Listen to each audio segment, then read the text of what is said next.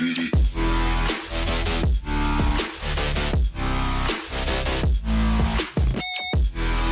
right, episode 35 of the Tool Bags Up Sports Podcast. I'm your host, Sebastian Caballero.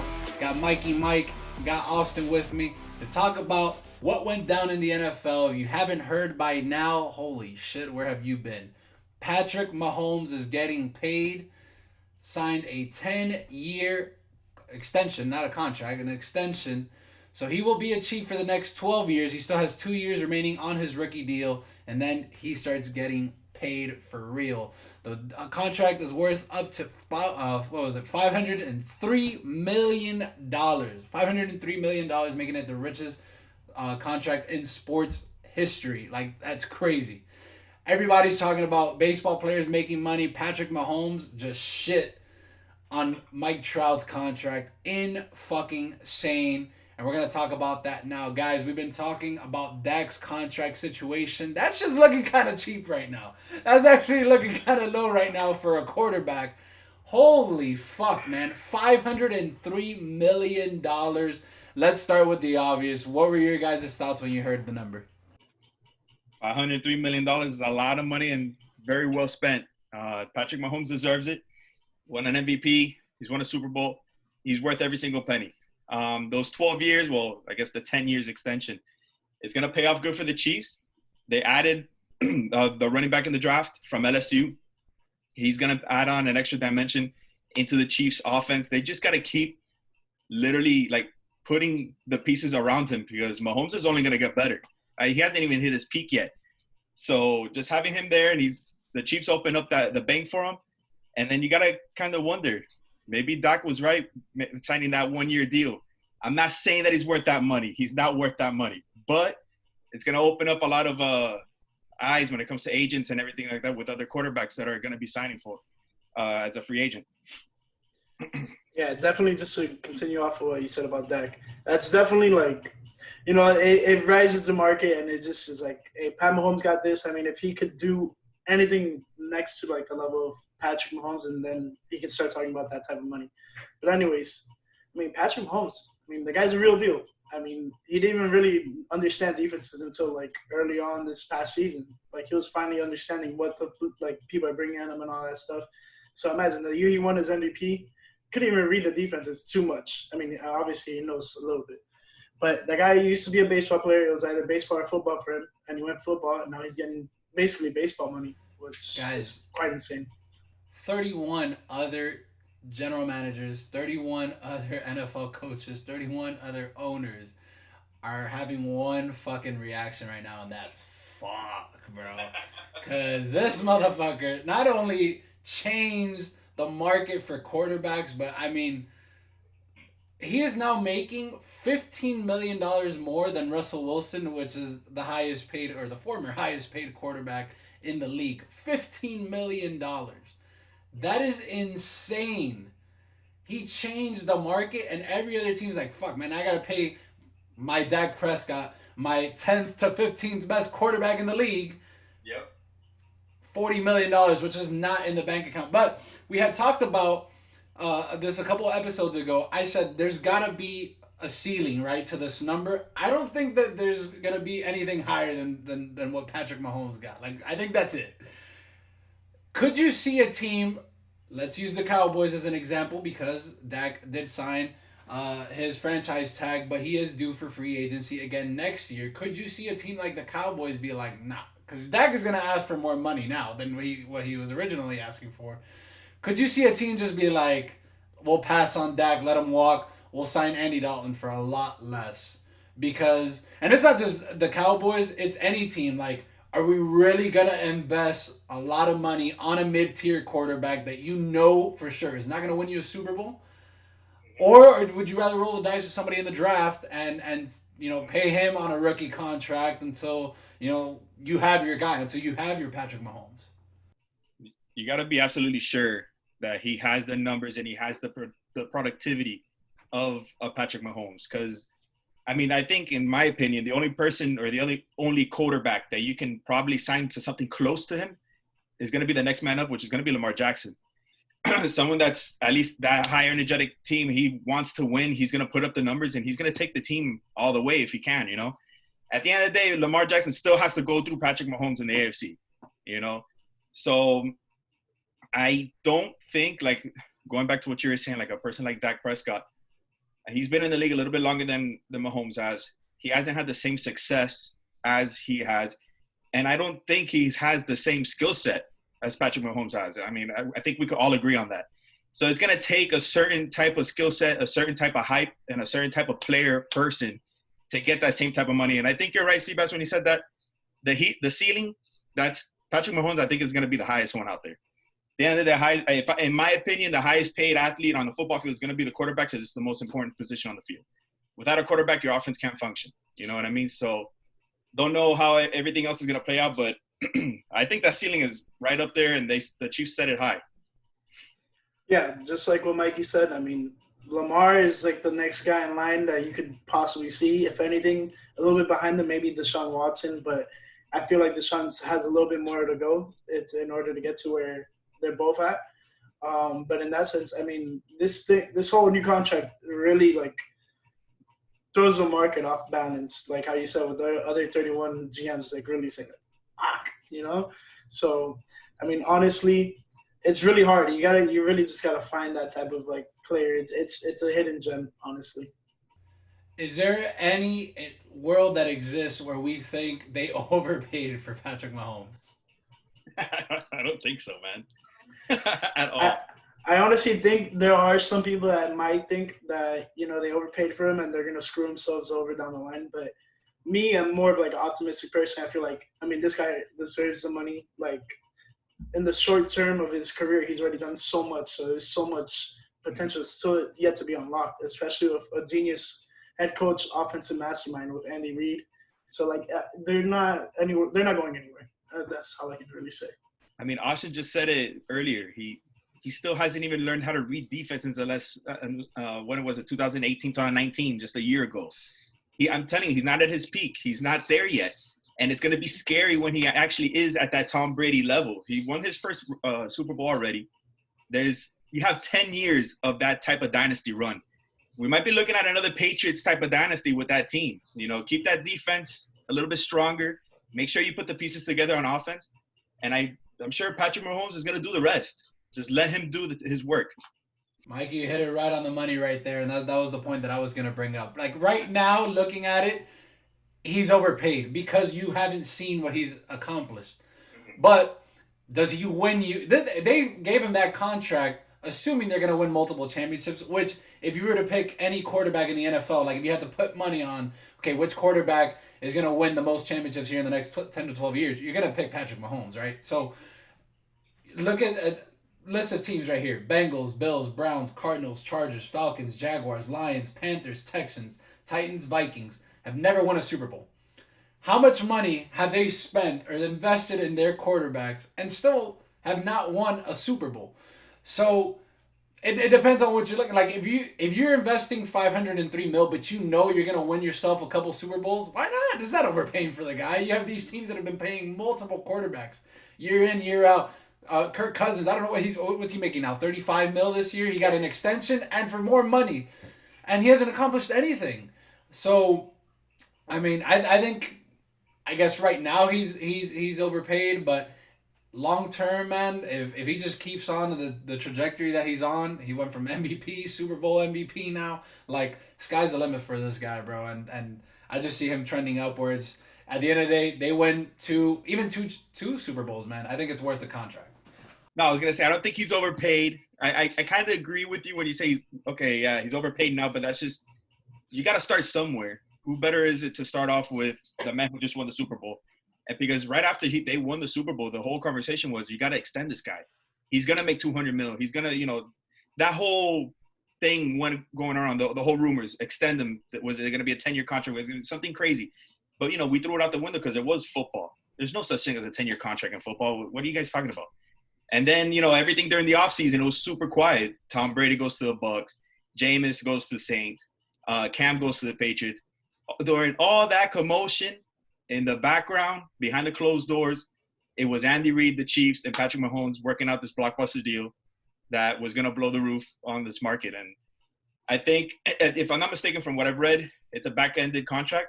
So a lot of people are saying that maybe he just missed out in the beginning of the years, that he wasn't going to get as much money in the first couple of years of this 10-year contract. But who's to say that the market within 5-6 years, it is going to be at a $50 million rate for a year each quarterback. The way that it's going, with Dak making 30-something mil and, Kirk Cousins making 30-something mil, now this contract, people are due for big paydays. So we're going to see a lot of those type of contracts coming soon. Yeah, just to continue on what Mikey said, I mean, the Chiefs are ahead of the curve right now. They have the highest paid QB in the NFL, and they're not really going to have to worry about finding a new quarterback, maybe a backup quarterback here and there every couple slower years. But you're not going to have to worry about signing your main guy, the focal point of your entire team.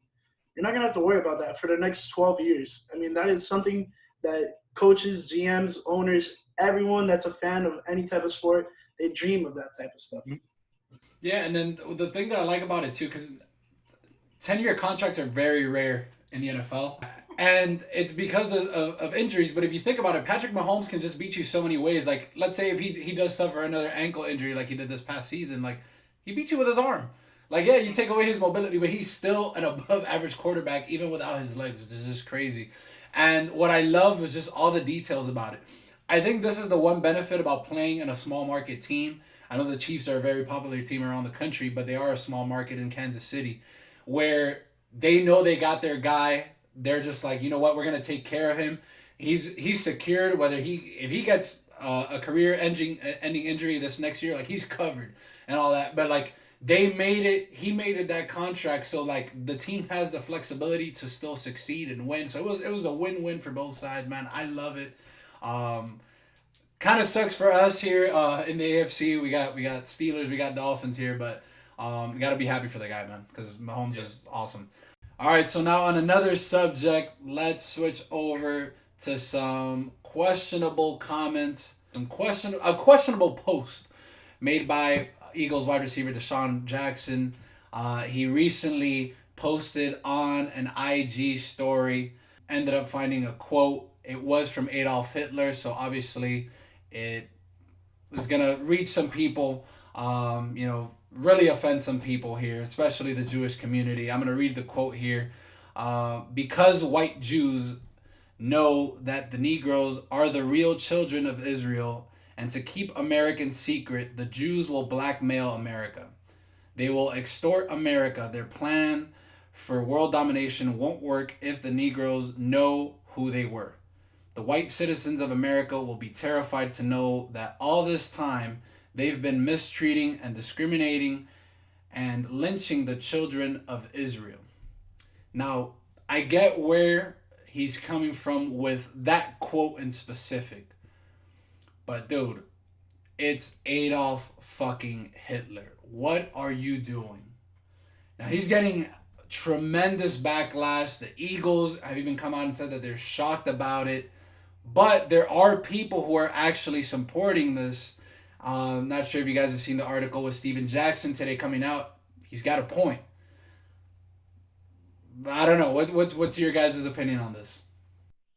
I mean, one thing's for sure. I'm an open-minded person, so I try to see both, whatever type of posts or anything that people post. At least I try to see it on both sides of the spectrum. At the end of the day, he posted something that Hitler said. And no matter how many or what type of ways you want to put it in, or what type of context you want to try to put in that way, at the end of the day, it's not something, especially at these times, you have to know your surroundings, know what's going on.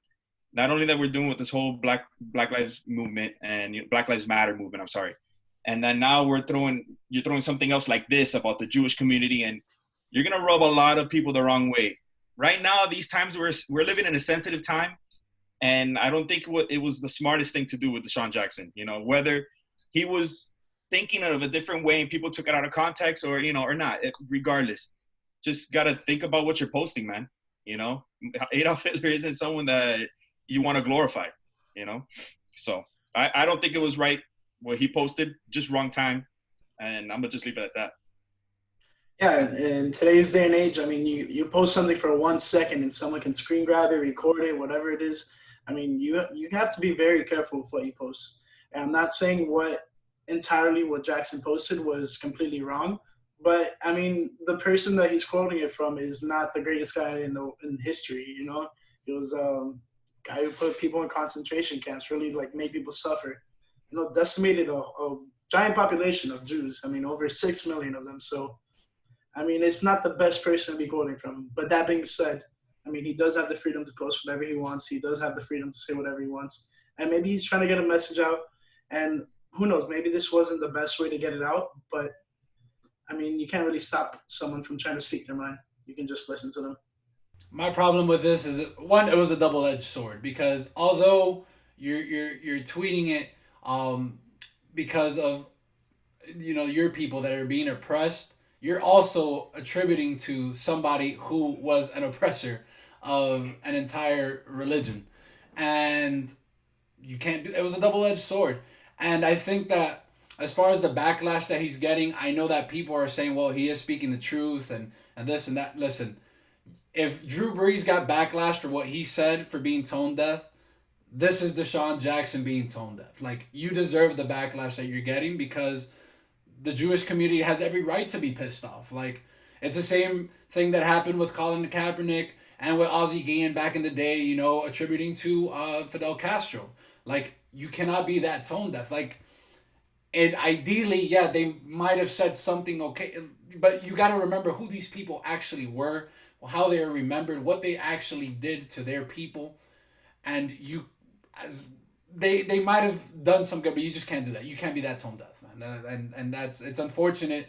I was wondering, with everything that's going on, I know Drew Brees, it didn't really cost him his job, but the Eagles personally came out and said, like, they were shocked about it. Could you guys see a scenario where DeSean Jackson, where this actually cost his job?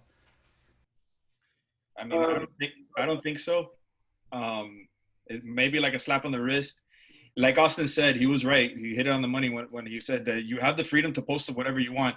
Now, you have to have the judgment, and the right judgment of posting something that might be controversial in these times. And yes, he may have the freedom to post what he wants, but now look at, like I was saying, be an open-minded person. Now get in the shoes of the Eagles organization. You don't know how many times, or I bet this time, if we let people in the stands nowadays, with the whole COVID situation and stuff like that, but that is going to be coming up. Fans are going to be out there protesting DeSean Jackson because of this post. So you're going to have backlash. You're going to why are you letting this guy play? Why didn't you fine him? Why aren't you suspending him? I can see maybe something going on in the Eagles organization when it comes to DeSean.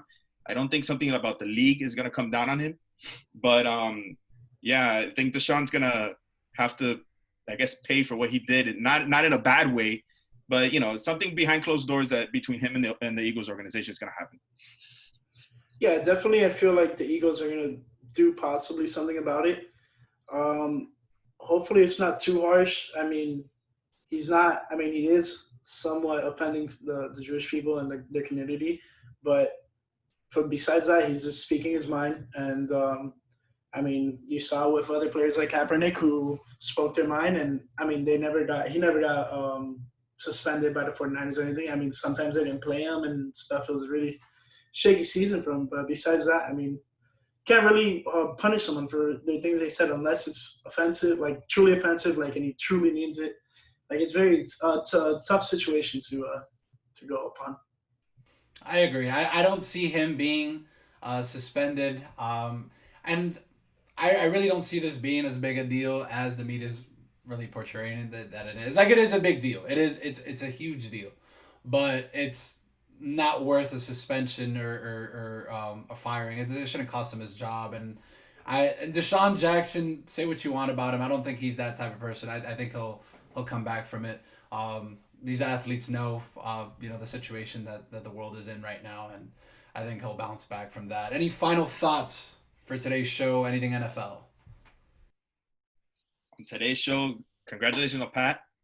And just to kind of, I've been dying for this last word of the show. It has nothing to do with our segment, but I can't wait for Saturday. Jorge Masvidal is going to win. I cannot wait to see Usman on the floor after a knee, after a knockout. I don't care. But Jorge, Let's go. I don't know. I think Pat was watching some Jerry Maguire over this little quarantine. He was asking his agent. He was saying, "Show me the money!" But yeah, seriously, congrats to him, and hopefully all goes well for DeSean Jackson. Well deserved, man. Well deserved for Patty Mahomes. DeSean Jackson, like I said, I'm sure that he'll bounce back.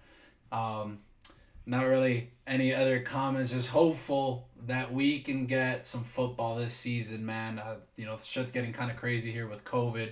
The baseball season's approaching. They started some scrimmages today, and it seems like more and more stars are starting to, kind of opt out of the season, and hopefully that's not the case with MLB. As you guys know, we have our fantasy football show coming here in a couple of weeks.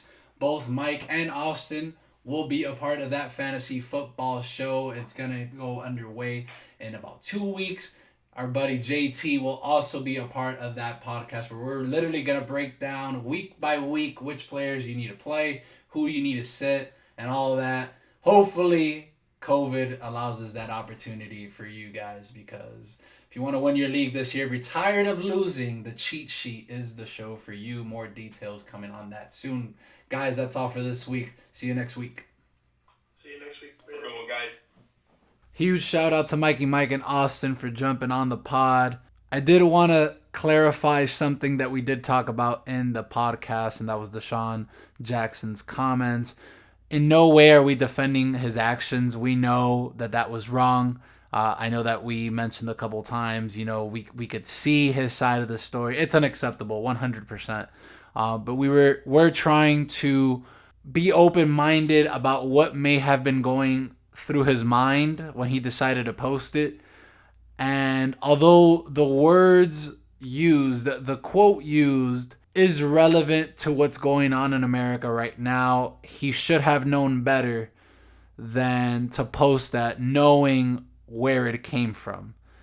It is unacceptable. This is not a time, it is never a time to attribute or praise an evil man like Adolf Hitler. And hopefully DeSean Jackson is able to bounce back, learn from it.